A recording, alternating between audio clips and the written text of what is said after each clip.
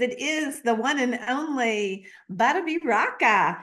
Oh my gosh, I'm so excited that you're back with us today, and I can't wait to hear what you share. I absolutely fell in love with you the first time I heard you speak, and I thought, I want more of this woman. So I'm thrilled that she's here, and I want to tell you a little bit about her. If you haven't heard her speak, or you haven't been here with us when she has, first of all, she's a top charting international recording artist. Now, that's kind of huge in itself, but she has composed pieces across many genres: pop, rock, gospel, country, rap. Hey, what's next, or what's left, maybe?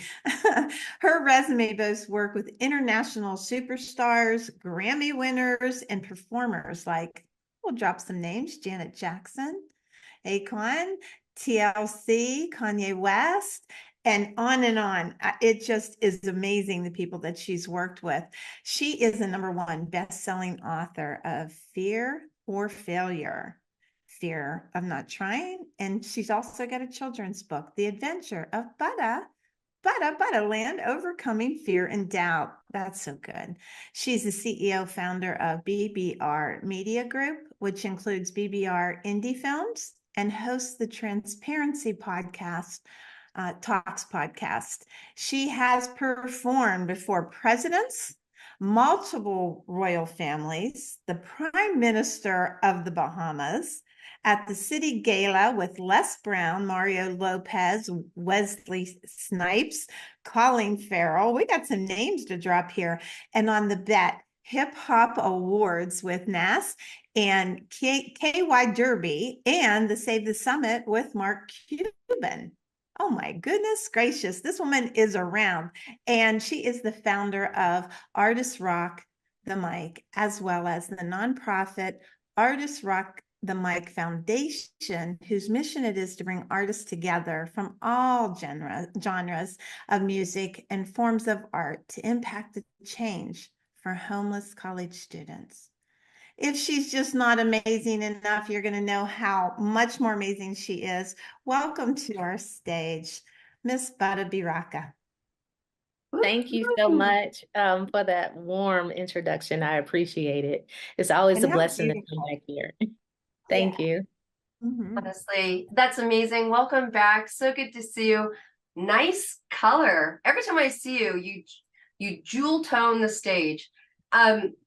How are you? I know that you're going to be with us just a little bit, then you've got a plane to get on, so we appreciate that. I'm good. Is there something you want to lead with, or do you want to fill people in a little bit and some Oh backstory? I man. mean, you are about resiliency, faith, community, owning your talents. What do you want to share with us today to kick us off, girl? I think we should kick off with just being open to pivoting, because that's what happened to me. I mean, as she read, I've done so much in the music industry. I've toured the world, and I honestly have worked with some amazing people. And I was like the person that had the blinders on. It was only music, music, music. And had it not been for a fall that completely changed my life, so many other doors wouldn't have opened had I not been open to it. I was getting ready to go over to Qatar. I fell, torn meniscus, torn ACL, dislocated my shoulder, and that took me off the road for an entire year. In that year, I had 3 times a week physical therapy. I had to learn how to walk again with a walker for 3 months, 2 months with the cane.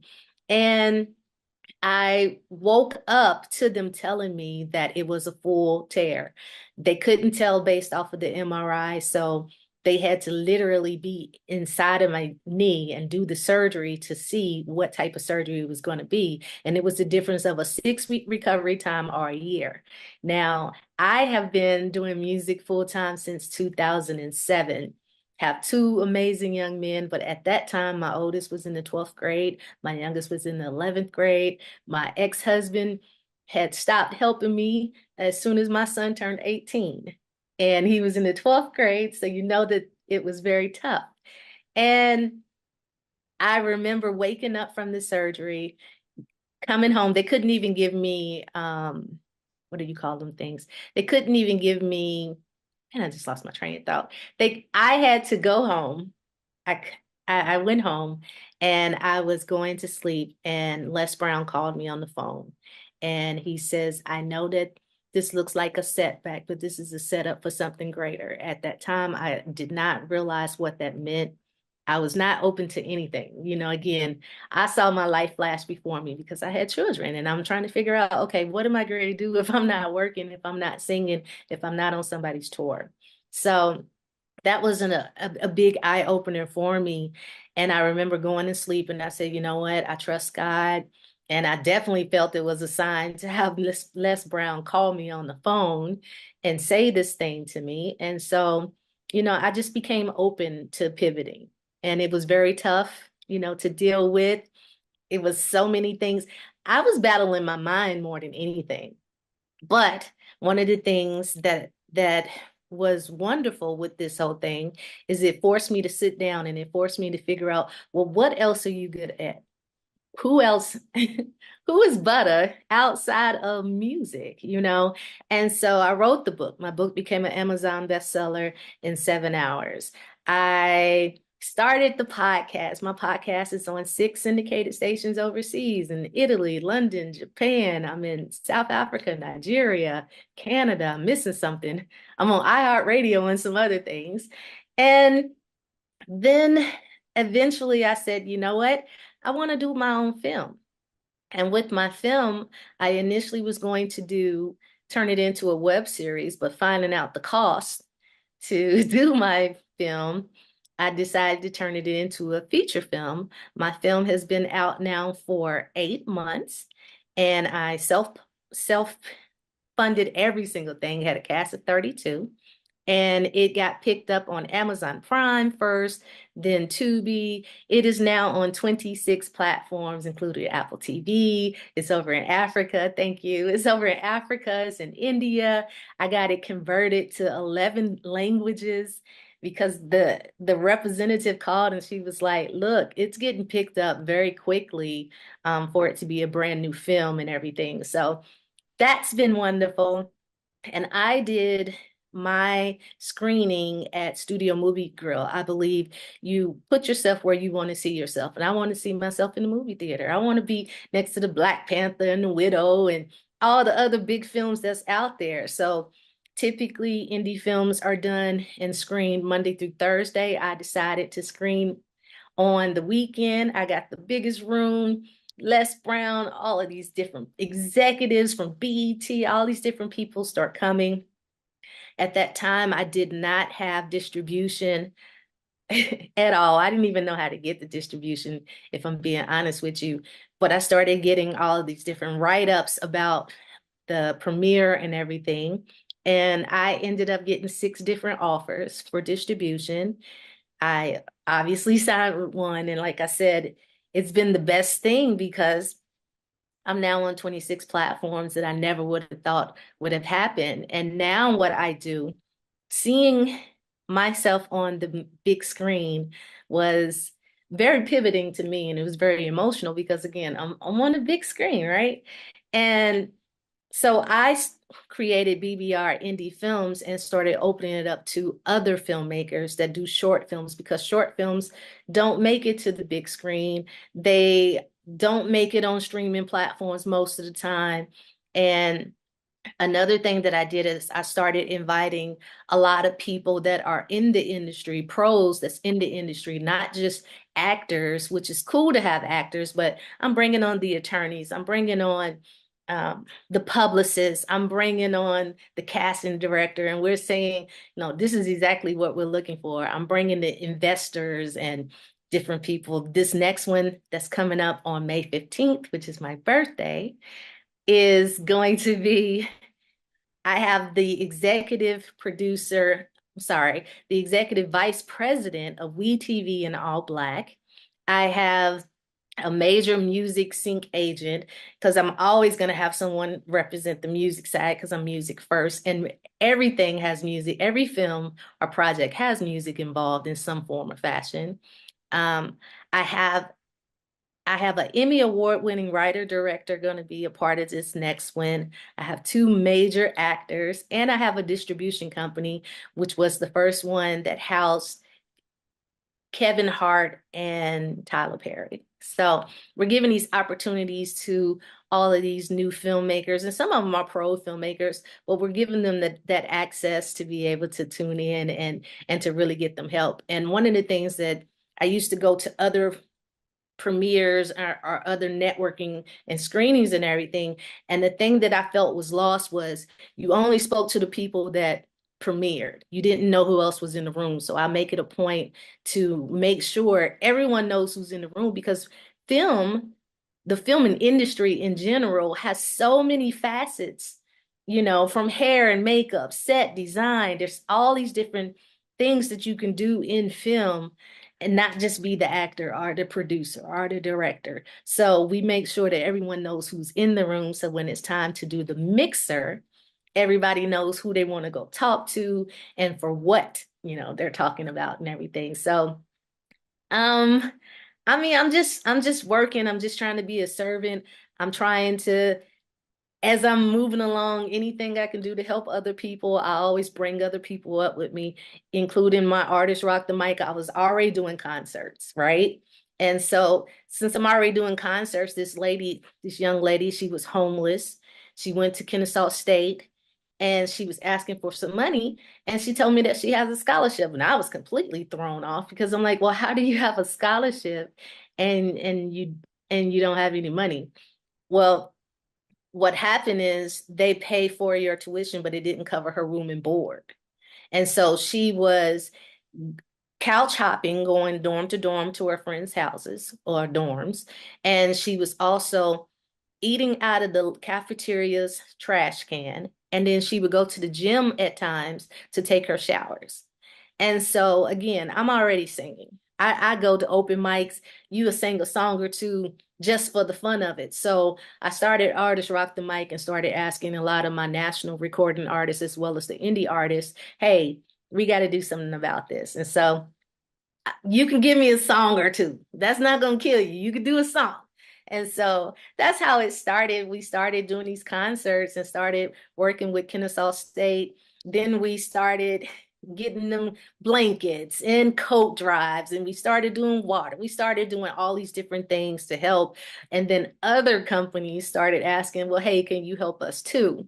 So we partnered with I Will Survive, and we gave the cancer patients our music, as well as we gave them gift cards to be able to go back and forth to get their chemo and just various things that we do with my organization. So I always try to, whatever I do, figure out a way that I can help someone else. So that's me in general.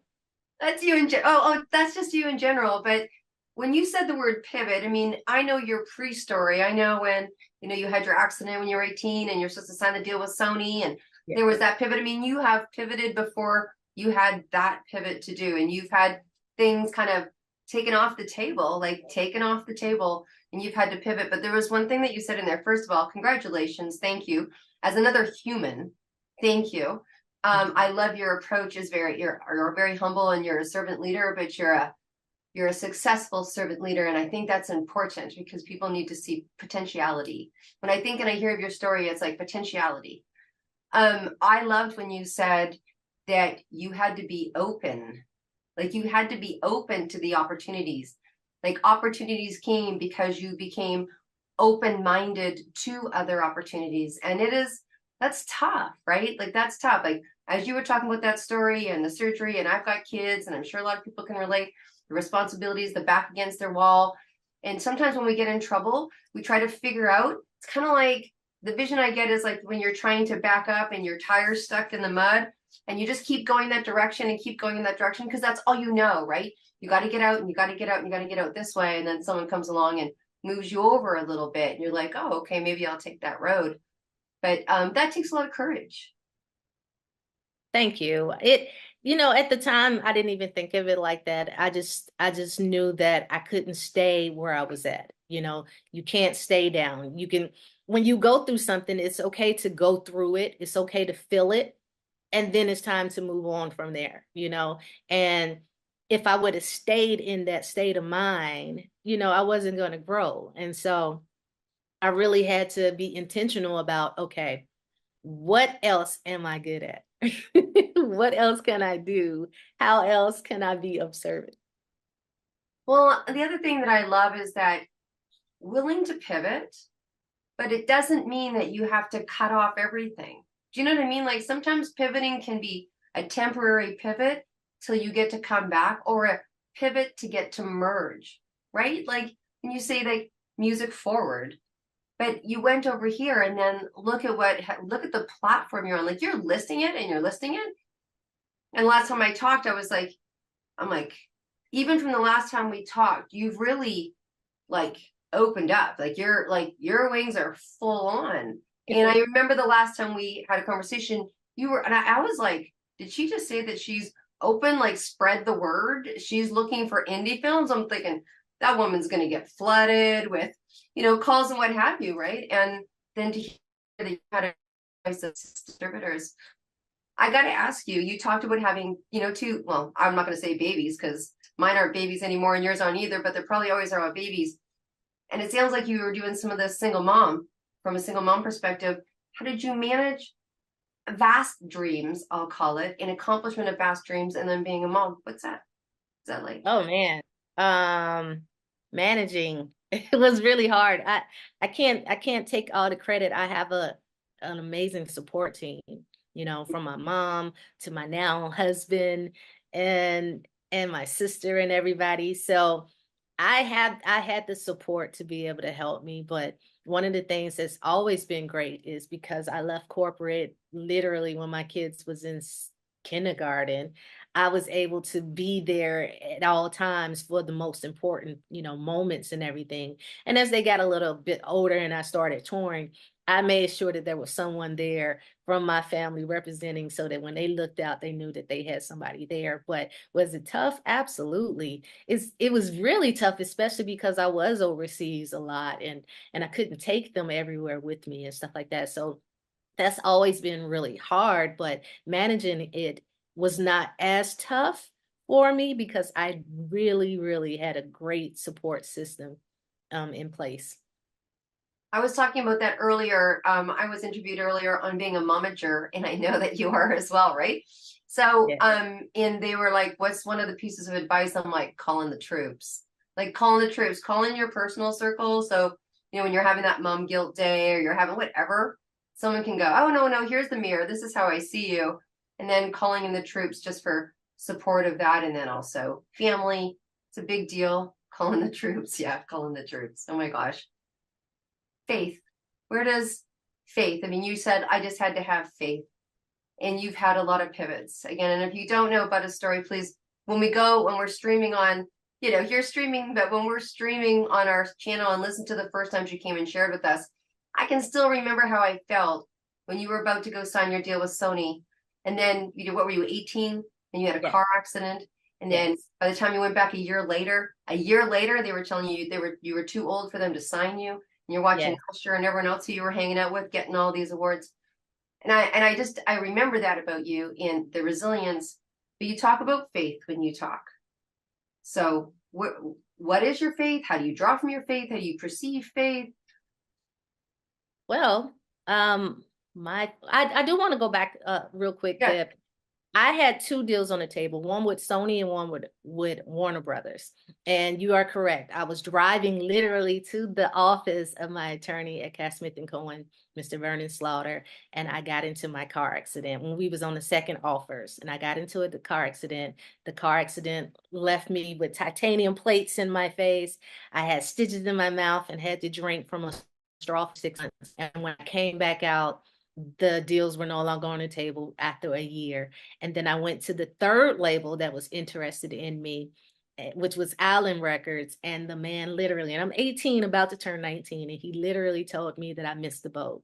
At that time, they were signing the Britney Spears, who was age 12 and 13. And here I am, 18, old in their eyes. And so, yeah, it was definitely the biggest setback because I did grow up with Usher and with Akon, and we all was on the same playing field. And then when I had to sit out, their careers like completely took off, and they kind of started treating. I'm not going to say they treated me different, but your status changed. And then you start having so many people in your ear and so many people around you that sometimes you don't know the real from the fake. And so I kind of started getting treated like I was just a normal person, and like I wasn't already with them through the mud and through the dirt of before they was those people. So naturally that alone started to mess with my mind and started making me feel like, well, maybe I did miss the boat. Maybe I'm not good enough. Maybe, so many maybes came through my mind. And you're right. Faith was the thing that brought me through that. And faith was the thing that brought me through the fall and having to have the knee surgery. My faith is very strong. I wouldn't say I'm a person that you're going to catch me in church every single Sunday and every Wednesday, type of situation, but I definitely have my own relationship with my God. And I believe that if you don't have faith, I don't know how you're going to turn to the source if you don't have the faith. So Oh my goodness. I mean, you're such an inspiration. I know that you've got a plane to catch, and I know we're gonna wrap up here in a few minutes. What you've done for, the story that you told about the woman, and now how your charity has expanded, and you're serving people. You're serving people. You see a need and you're serving people because it's really expanded. It's really expanded. Before you go, I want to touch a little bit on it. First of all, if there's anything that you want to say in relationship to how we can keep, I don't want to say keep music alive, you could, but keep that alive. Like, how can we support the music industry? How can we support what the music industry supports? Do you know what I mean? Like, what are some of the things we can do? Is it downloading music from a certain place? Is it buying from people's websites instead of buying over here? Like, what are the things that insider trading on how we can support women in the music industry, how we can support what it is that you're doing that serves you in a way that we don't know. A lot of people don't know what gets paid, how it gets paid, what have you. You can just enlighten us on how we can really support. absolutely. The biggest thing that anyone can do for an artist is treat them like they have a business, because people feel like can you come and sing a song real quick? Can you come in? But this is how I pay my bills. Just like you've paid for this venue to host your event, you've paid for the caterer, you've paid for all these people. Then when it's time to pay for entertainment, you want favors, or you think that that's not a job. And it really is a job. It's a job that a lot of people that I know get paid very handsomely, me included, gets paid for. And so people seem to take that for granted a lot. So I would say, and especially indie artists, as an indie artist, it's a lot harder when you're a major artist and you got the budget and everything, they'll pay to see you to sing that one song because everybody knows that one song. But you have indie artists like myself that might not be signed to a major label that has the experience, that has done just as much as what a major has done. And people will sometimes try you and think that what you are doing isn't significant, and it is. So I would just say support indie artists. When they have a show, if you can't come to the show, post it on your page. That costs you no money to support. Post it on your page and somebody else can come if you can't come. Or download that 99 cents is not a lot of money. Download the songs. And then from now that everything is streaming, because we used to be able to sell CDs and we could make some money. But now that everything is streaming, from these 99 cents, you're getting like 6 cents, 7 cents off of one stream. So we're not making that money like that. So how we're getting paid is our live performances. So support indie artists by really supporting them and not just asking them to do a favor and do a song like that's nothing. So that's my speech. No, I think that's important. A lot of people don't know that. They don't know what an artist actually gets paid off a stream. Like when you say 6 cents, I've actually even heard less. People are like, what do you mean 6 cents? And I'm like, imagine how many times that song, and they have to do their own marketing. So that's why it's always important, and it's more important when it comes from someone like yourself. Darling, we're gonna let you get on that plane. Your page, I've seen the page in the book. It's coming out May 1st. It looks absolutely fantastic, beautiful. Your story is amazing. I hope everyone gets the book and supports that project. Anything that you'd like to say before you? Yeah, of course, Div. I just want to thank everybody for having me here. I always have it's always a pleasure to connect with you ladies. And Deb, I'm just so grateful to you and excited for you. I mean, you pulled together 262 women and you're doing the doggone thing, like seriously. And you're a momager like me, so that always resonates with me. And I love what you're doing with your son. And I love what you're doing with these ladies. So thank you so much for, having me here. I do appreciate it. I am about to hop on a plane and I have a show in New York right now that I'm ready to go to. And then come, and then I come back for my event on my birthday. I decided to do it on my birthday, my BBR Indie Films. I should be partying for myself, but I'm helping other people, doing my event. And then after my event, I'm hopping on another plane and I'll be going to the UK where I'm going to be doing some writing sessions and stuff like that. We're doing writing sessions for scores and stuff like that for trailers. So for Disney and for Marvel and different things like that. So yeah.